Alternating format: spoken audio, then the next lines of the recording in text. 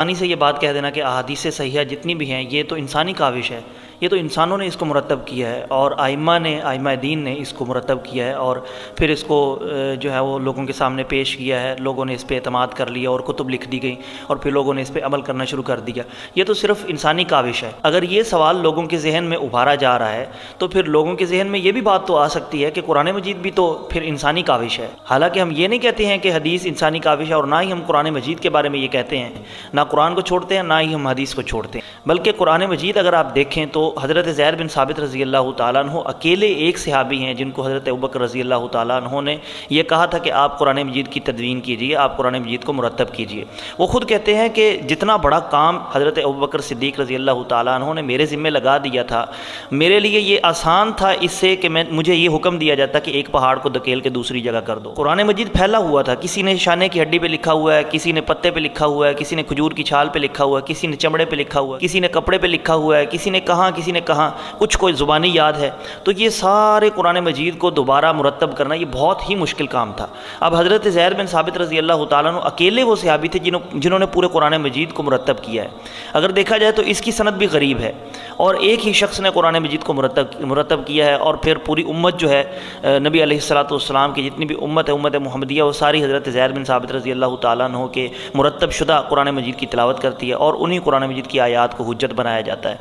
تو دیکھیں کہ اسی طرح احادیث صحیحہ جتنی بھی ہیں، اگر یہ ہم کہہ دیں کہ یہ انسانی کاوش ہے تو پھر قرآن مجید پہ اعتراض آتا ہے۔ اصلاً اگر دیکھا جائے تو جو حدیث کے منکرین ہیں، قرآن مجید کا بھی انکار کرنے والے ہیں اور حدیث کا بھی انکار کرنے والے ہیں، ان کا ہاتھ پڑتا نہیں ہے قرآن مجید کی آیات پہ، کیونکہ ان کو پتہ ہے کہ اگر ہم قرآن مجید پہ ڈائریکٹ جو ہے اعتراض کریں اور ہم اس کو ٹارگٹ کرنا شروع کر دیں گے تو لوگ ہمارے مخالف ہو جائیں گے کہ یہ تو قرآن مجید کے بارے میں بھی اس طرح کی باتیں کہہ رہے ہیں۔ اس وجہ سے اصل میں ان کا جو ٹارگٹ ہے وہ اللہ کے رسول علیہ الصلوۃ والسلام کی ذات ہے اور قرآن مجید ہے۔ اس کے بعد قرآن مجید کے بارے میں وہ بات نہیں کرتے ہیں کیونکہ وہ مار کھائیں گے اور قرآن مجید میں بات کرنے کی وجہ سے لوگ ان کے مخالف بن جائیں گے، پھر وہ حدیث مبارکہ پہ اعتراض کرتے ہوئے قرآن مجید کی بھی ساتھ ہلکی نفی کرتے جاتے رہتے ہیں۔ اس طرح معجزات کی آیات جتنی بھی ہیں ان کے بہت سارے انکاری موجود ہیں، بہت ساری تفاسیر ایسی موجود ہیں، مفسرین ایسے موجود ہیں جنہوں نے معجزات کا انکار کر دیا کہ یہ صرف سوچنے سمجھنے والی بات ہے، یہ بھلا کیسے ہو سکتا ہے موسیٰ علیہ الصلوۃ والسلام نے عصا مارا اور اندر سے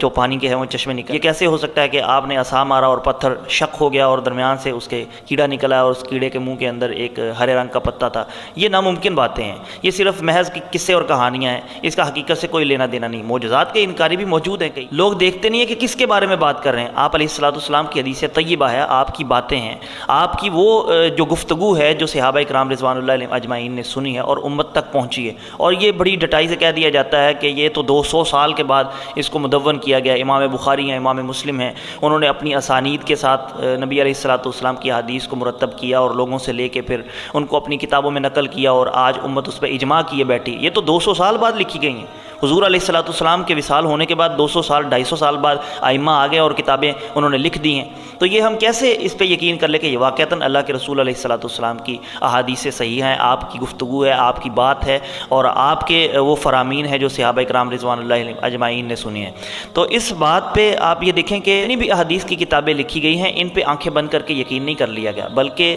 اس وقت کے جتنے بھی بڑے بڑے علماء تھے ان کے سامنے ان کتابوں کو پیش کیا گیا اور پھر ان کی تصدیق ہوئی ہے، پھر اس پہ عمل ہوا ہے۔ دوسری بات یہ ہے کہ آپ دیکھیں چاروں فقہی مذاہب جو ہیں وہ خواہ مالکی مذہب ہے، حنفی مذہب ہے یا شافعی ہے یا حنبلی ہے، چاروں فقہی مذاہب امام بخاری رحمۃ اللہ تعالی علیہ کے آنے سے قبل مرتب ہو چکے تھے،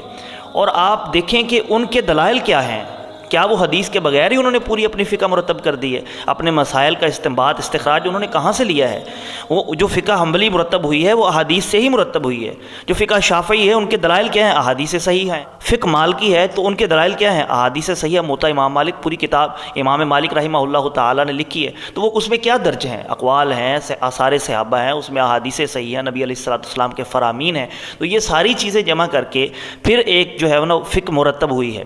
تو یہ کہہ دینا محض کہ 200 سال بعد حضرت امام بخاری اور امام مسلم رحمہ اللہ تعالیٰ نے ان کتابوں کو جو ہے مدون کر دیا اور ہم اس پہ کیسے اعتبار کر سکتے ہیں؟ تو دیکھیں چار فقہی مذاہب جو حنبلی، شافعی اور مالکی اور حنفی ہیں، امام ابن حزم رحمہ اللہ تعالیٰ